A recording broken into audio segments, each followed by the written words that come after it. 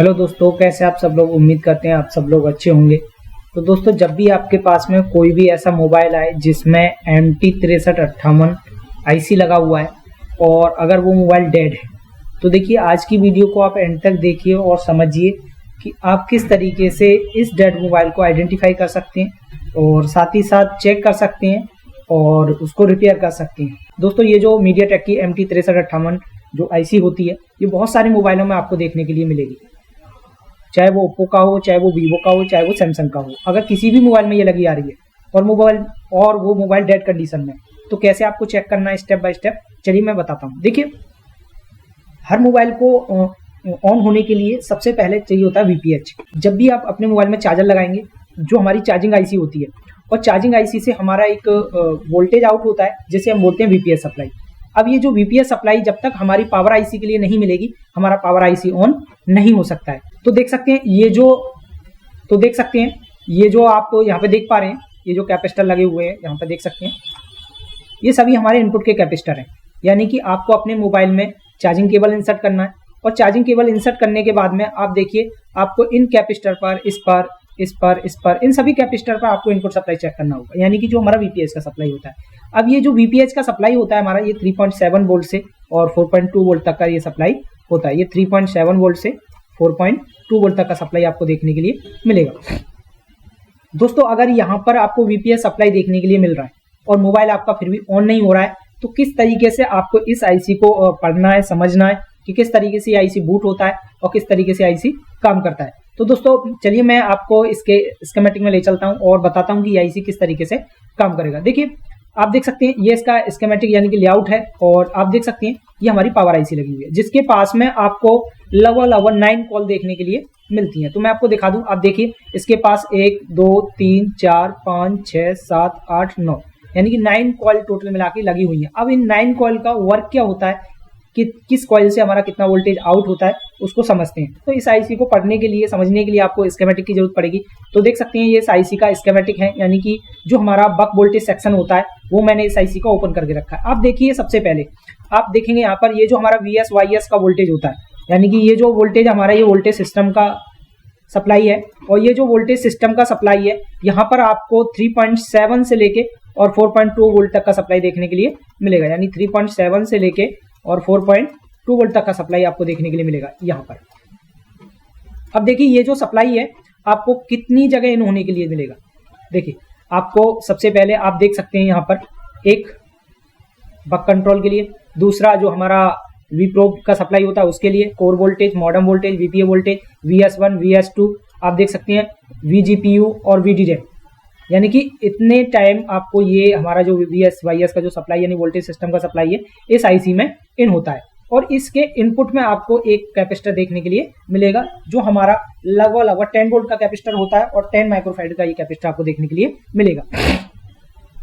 अब देखिए, अगर इसका जो बक सेक्शन है, तो सबसे पहले हम बक सेक्शन की बात करते हैं। देखिए, सबसे पहले जब सप्लाई इसमें इन होती है तो यहाँ से एक Vprobe का सप्लाई आउट होता है, जो कि होता है हमारे 0.6 वोल्ट से लेके और 1.2 वोल्ट तक का सप्लाई। अब ये जो 0.6 से 1.2 वोल्ट तक का सप्लाई है, अब देखिए यहाँ पर जो DVDD, अब ये जो सप्लाई है, ये जो सप्लाई हमारा यहाँ से रेडी होता है और यहीं से एक लाइन हमारी सेंसिंग यानी कि फीडबैक के लिए इस आईसी को मिलती है। देखिए, इस कॉइल पर आपको ये सप्लाई चेक करना है। यानी कि अगर मैं इसको आपको दिखाऊं तो आप देख सकते हैं ये कॉइल है और इसका कॉइल का नंबर आपको कॉपी करना है और कॉपी करने के बाद यहाँ पर आपको पेस्ट करना है।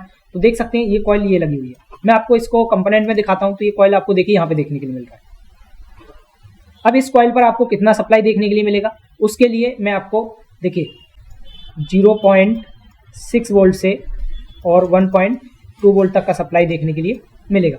अब देखिए, आपको मैं इसमें दिखा दूं, ये कॉइल हमारी ये लगी हुई है। अब देखिए, ये सिरा तो इसका जो है स्विचिंग का सिरा है और इस कॉइल के इस साइड से हमारा वोल्टेज आउट होता है और यहाँ से आपको 0.6 वोल्ट से 1.2 वोल्ट तक का सप्लाई आउट होगा। अब ये सप्लाई कहाँ जाता है, उसके लिए मैं आपको दिखा दूं, ये जो सप्लाई है ये हमारा CPU का सप्लाई होता है।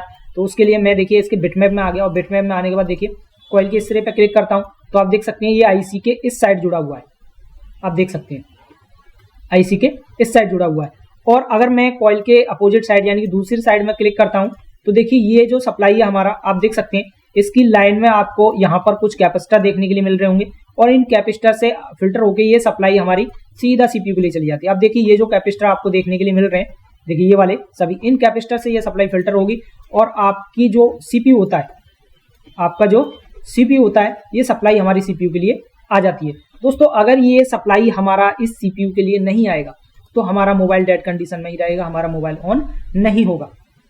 देखिए उसके बाद जो हमारा वी प्रो का जो सेकंड वोल्टेज होता है, ये भी हमारा 0.6 से लेके 1.2 वोल्ट तक का होता है और इसमें आपको एक कॉइल देखने के लिए मिल रहा होगा। इस कॉइल का आपको नंबर कॉपी करना है और नंबर कॉपी करने के बाद आपको लेआउट में आना है और लेआउट में आ जाने के बाद इसको पेस्ट करना है। जैसे ही देखिए पेस्ट करेंगे तो जस्ट इसके पास एक कॉइल देखने के लिए मिल रहा होगा, मैं आपको दिखा दूं ये पास। अब दोस्तों यहाँ पर भी आपको लगभग 0.6 से 1.2 वोल्ट तक का सप्लाई देखने के लिए मिलेगा। कॉइल का ये साइड तो हमारा स्विचिंग के लिए जुड़ा हुआ है और इस साइड से हमारा लगभग 0.8 वोल्ट का सप्लाई यहाँ पर देखने के लिए मिलेगा। अब ये जो सप्लाई होता है, ये सप्लाई भी हमारा सीपीयू का एक मोस्ट इंपॉर्टेंट सप्लाई होता है। चलिए मैं आपको इसको स्कीमेटिक से दिखाता हूँ और देखिए इसके बिटमैप सेक्शन में हम आ गए और जस्ट इसके पास ये कॉइल लगी हुई है। जैसे ही मैं इसके सेकंड साइड पर क्लिक करता हूँ तो इसकी लाइन में देखिए दो कैपेसिटर यहाँ पे देखने के लिए मिल रहे होंगे। मैं आपको बोर्ड में दिखा दूँ, देखिए ये लगे हुए हैं।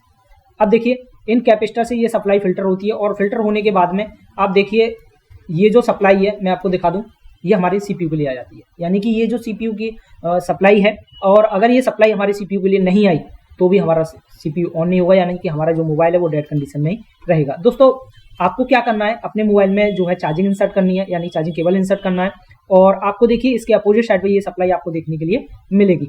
अब ये सप्लाई आपको फ्लक्चुएशन के रूप में देखने के लिए मिल सकती है, स्टेबल नहीं होगा तो फ्लक्चुएशन होगा और या कम ज़्यादा देखने के लिए मिल सकती है, ये बात की बात है। चलिए आगे आ जाते हैं। उसके बाद आता है वोल्टेज कोर, यानी कि जो हमारा सीपीयू का कोर सप्लाई होता है। अब ये जो कोर सप्लाई होता है हमारे सीपीयू का, ये भी हमारा 0.67 या 0.8 वोल्ट तक का सप्लाई आपको देखने के लिए मिलता है।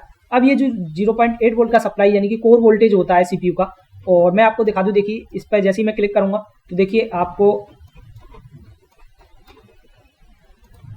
सीपीयू के सेक्शन में लेके आता है। देखिए आप देख सकते हैं ये जो सप्लाई है हमारा, ये सप्लाई हमारा सीपीयू का जो है कोर सप्लाई, आप देखिए, और ये कितनी जगह सीपीयू के अंदर इन हो रहा है, देख लीजिए आप देख सकते हैं, ये जो देख सकते हैं कितनी जगह सीपीयू के अंदर जो इन हो रहा है, आप देख सकते हैं।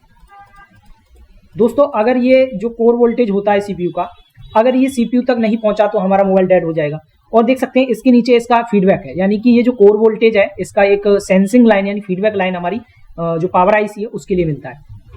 इसमें आपको देखिए L2003 कॉइल लगी हुई है और इसको मैं लेआउट में आके पेस्ट करता हूँ और नेक्स्ट करता हूँ तो ये कॉइल आपको यहाँ पर देखने के लिए मिल रहा है। देखिए यहाँ कोने पे, अभी मैं इसको आपको बिटमैप के थ्रू दिखाता हूँ। देखिए सबसे पहले आप यहाँ पे देखिए ये कॉइल ये लगा हुआ है, ठीक है, तो देखिए यहाँ पर बोर्ड में ये कॉइल ये लगा हुआ है और इसको अगर बिटमैप से हम समझें तो देखिए यहाँ पर आगे तो इस पर क्लिक किया और ये इस पर क्लिक किया तो आपको इसके लाइन में कुछ कैपेसिटर देखने के लिए मिल रहे होंगे। और इसके आगे अगर आप चेक करेंगे तो आप देखिए ये जो सीपीयू की कोर सप्लाई है जो कि सीपीयू के लिए मिलना बहुत जरूरी है। दोस्तों कभी कभी ऐसा होता है कि इसके लाइन में लगे हुए कुछ कैपेसिटर जो होते हैं उनमें से कोई ना कोई कैपेसिटर शॉर्ट हो जाता है, जिसकी वजह से हमारा कोर वोल्टेज शॉर्ट होता है और इसीलिए जो हमारा सीपीयू है वो ऑन नहीं होता है और हमारा मोबाइल डेड कंडीशन में चला जाता है। दोस्तों इस सप्लाई को जो है आप चार्जिंग लगा के यानी चार्जिंग केबल इंसर्ट करके चेक कर सकते हैं। यहाँ पर आपको 0.6 से 1.2 वोल्ट तक का सप्लाई देखने के लिए मिलेगा। ये कोर सप्लाई होती है जो कि पावर आईसी के जो बक वोल्टेज सेक्शन होता है उससे हमारा ये सप्लाई बनता है। उसके बाद आता है मॉडम वोल्टेज। अब बहुत सारे लोगों को नहीं पता होता मॉडम वोल्टेज क्या होती है। अब ये जो मॉडम वोल्टेज होती है ये हमारी सिम के लिए काम करती है। दोस्तों ये जो मॉडम वोल्टेज आप देख रहे हैं, इस मॉडम वोल्टेज का काम जो होता है वो सिम के लिए होता है। अब आपका मोबाइल अगर सिम नहीं काम कर रहा है तो ये सप्लाई को आपको चेक करना होगा। दोस्तों ये जो मॉडम वोल्टेज होती है, देखिए क्वालकॉम के जितने भी फ़ोन होते हैं, बहुत सारे लोगों ने बताया कि ये सिम डालने के बाद बनता है, लेकिन ऐसा नहीं है। लेकिन मीडियाटेक के फ़ोनों में जरूर होता है सिम डालने के बाद ये बनता है, लेकिन अगर क्वालकॉम का चिपसेट है तो ये सप्लाई जो है हमारा सिम डालें ना डालें आपका ये सप्लाई बन जाता है। अब ये जो सप्लाई होता है मॉडम का, ये हमारे सिम के लिए काम करता है और ये सप्लाई हमारा सीधा सीपीयू के लिए जाता है। दोस्तों ये एक सीपीयू के मॉडम वोल्टेज होती है जो कि सीपीयू के लिए जाती है, ठीक है। इसमें आपको लगभग 0.9 वोल्ट का सप्लाई आपको देखने के लिए मिलेगा। चलिए मैं आपको इसको देखते हैं कि इसमें कौन सा कॉइल लगा हुआ है। इसमें आप देख सकते हैं कॉइल का नंबर, आप देखिए इसको कॉपी करेंगे और लेआउट में आएंगे, पेस्ट करेंगे और नेक्स्ट कर देंगे। यहाँ से आपको नेक्स्ट करना है और नेक्स्ट करने के बाद आपको देखिए कॉइल के जस्ट ऊपर ही इसका कॉइल लगा हुआ है, ये वाला। अभी मैं इसको बिटमैप से दिखाता हूँ। देखिए यहाँ पर ये कॉइल लगा हुआ है और इस पर जैसे ही मैंने क्लिक किया और ये सप्लाई हमारे सीपीयू के लिए आती है। अब देखिए सीपीयू के इन सारे पैड पर ये सप्लाई आपको देखने के लिए मिलती है। अब देखिए यहाँ पर आप देख सकते हैं ये जो जितने भी पैड हैं ये सभी मॉडेम के पैड हैं। आप देख सकते हैं यहाँ पर लिखा भी हुआ है डीवीडीडी मॉडेम। अब ये जो मॉडेम की सप्लाई होती है, अब ये जो मॉडेम की सप्लाई सिम के लिए काम करती है और इतने सारे पैड पर आपको देखने के लिए मिलेगी। कभी कभी ऐसा होता है कि बहुत सारे लोग सीपीयू को निकालते समय पैड निकल जाते हैं, तो तब भी ये सप्लाई हमारा प्रॉपर तरीके से काम नहीं करेगा। उसके बाद समझ लेते हैं कि ये जो पावर आईसी है इससे हमारा लगभग और कौन सा वोल्टेज तैयार होता है। उसके बाद आता है वीपीए वोल्टेज। वीपीए वोल्टेज में आपने देखा होगा किसी किसी मोबाइल में डबल कॉइल और किसी किसी मोबाइल में हमारा जो है सिंगल कॉइल देखने के लिए मिलता है। तो जैसा कि आप देख पा रहे होंगे यहाँ पर हमारा एक सिंगल कॉइल यूज किया हुआ है। दोस्तों होता क्या है इसमें, तो इस वीपीए में आप देखिए हाई एम्पेयर की सप्लाई होती है और आपको अगर पता है कि जो हमारा वीपीए एपीटी वोल्टेज होता है, अब ये जो वीपीए एपीटी वोल्टेज होता है ये 4G को काम कराने के लिए बनाता है। आप देख सकते हैं इसमें एक हाई एम्पेयर की सप्लाई होती है और ये हाई एम्पेयर की सप्लाई हमारा सीधा वीपीए एपीटी की सप्लाई होती है जो कि हमारी 4G को काम कराने के लिए होती है। लेकिन आपने देखा होगा कि जो हमारे क्वालकॉम चिपसेट होते हैं उनमें जो हमारा वीपीए एपीटी मॉड्यूल जो होता है वो अलग लगा हुआ होता है, जिसके पास आपको एक कॉइल देखने के लिए मिलेगी। लेकिन अगर मीडियाटेक का सेट है तो आपको ये सप्लाई पावर आईसी से ही देखने के लिए मिलेगी। आप देख सकते हैं यहाँ से एक फीडबैक जो हमारी सेंसिंग की लाइन है वो आपको देखने के लिए मिल रहा होगा। और अभी आगे चलते हैं, आपको दिखाते हैं। आगे देखिए हमारा VS1 मतलब हमारा एक लोअर एलडीओ सप्लाई। अब ये जो हमारा LLDO का सप्लाई होता है, अब इसमें जो LLDO का सप्लाई है ये जो सप्लाई है हमारा ये रिटर्न हमारी पावर आईसी को मिलता है और इस लाइन में आपको लगभग 1.3 वोल्ट का सप्लाई देखने के लिए मिलता है। आप देखेंगे यहाँ पर, तो मैं आपको दिखाता हूँ। देखिए इसमें आपको 1.3 वोल्ट का सप्लाई देखने के लिए मिलेगा जो कि होता है एक LLDO का सप्लाई। अब ये जो LLDO का सप्लाई है हमारी रिटर्न इसी पावर आईसी को मिलता है और उसके बाद इसके बहुत सारे LDO सेक्शन में ये सप्लाई जाती है जिससे हमारा LDO सेक्शन ऑपरेट होता है। इसमें आपको 1.3 का सप्लाई देखने के लिए मिलता है और इसका एक कॉइल लगा हुआ है जो कि आपको देखिए यहाँ पर देखने के लिए मिलेगा। उसके अपोजिट हम देखें यानी कि उसकी अपेक्षा में, तो आप देखिए नीचे एक कॉइल लगा हुआ है जो कि VS2 के नाम से दे रखा है। अब ये जो VS2 का कॉइल है ये एक हायर LDO कॉइल है, यानी कि इससे हमारा 2.05 वोल्ट का सप्लाई बनता है जो कि एक HLDO की सप्लाई है। अब ये जो 1.3 वोल्ट और ये जो हमारा 2.05 वोल्ट का सप्लाई है ये रिटर्न हमारा इसी आईसी को मिलता है जिससे हमारे LDO सेक्शन ऑपरेट होता है। देखिए मैं आपको दिखा देता हूँ जिससे आप देखिए मैं इस पर क्लिक करता हूँ और जैसे ही मैं इस पर क्लिक किया और देखिए 3rd नंबर पर जैसे ही क्लिक करेंगे आप देखिए इसके LDO डिपार्टमेंट में हम आ चुके हैं। यहाँ पे देखिए VS1 और आप देख सकते हैं VS2 दो सप्लाई इन हो रहा है और जैसे ही यहाँ पर दो सप्लाई इन हो रहा है इससे हमारा बहुत सारा वोल्टेज आउट होता है। अब देखिए ये जो हमारा LDO सप्लाई है आप देख सकते हैं LDO1 से कितना सप्लाई आउट हो रहा है, कहाँ जा रहा है, वो भी मैं आपको जो है नेक्स्ट वीडियो में बताऊंगा। फिलहाल का जो वीडियो है वो हमारा जो है बक सेक्शन के ऊपर हमारा ये वीडियो होने वाला है। देखिए इसमें आपको दो कॉइल देखने के लिए मिलेंगे। सबसे पहले L2006, इस कॉइल को मैं आपको दिखाऊं कहाँ पे लगी हुई है। L2006 ये लगी हुई है कॉइल और इसको आपको बिटमैप से दिखाता हूँ। देखिए आपको इस पे नेक्स्ट पे क्लिक कर इसके अपोजिट साइड आपने क्लिक किया और देखिए ये एक हमारा लोअर LDO सप्लाई है जो कि हमारा रिटर्न इसी पावर आईसी को मिलता है और ये सप्लाई हमारा इधर एक आईसी लगा हुआ है यानी बाहर एक LDO लगा हुआ है उस पर भी आ रहा है। देखिए ये हमारा 4 पिन का एक LDO लगा हुआ है उस पर भी ये सप्लाई आपको देखने के लिए मिल रहा होगा, यहाँ पे देख सकते हैं। और यही सप्लाई हमारा रिटर्न हमारी पावर आईसी के लिए आता है जिससे हमारा LDO सेक्शन ऑपरेट होता है। और उसके बाद जो हमारा HLDO यानी हायर LDO का सप्लाई है वो भी आपको देखने के लिए मिलेगा। देखिए VS2 के नाम से ये हमारा हायर LDO का सप्लाई है, ठीक है। उसके बाद देखिए हमारा जो VGPU का सप्लाई यानी कि ये एक हमारे 0.6 से 1.2 का सप्लाई होता है जो कि हमारे CPU के लिए जाता है। इसमें भी आपको एक कॉइल देखने के लिए मिल रहा होगा।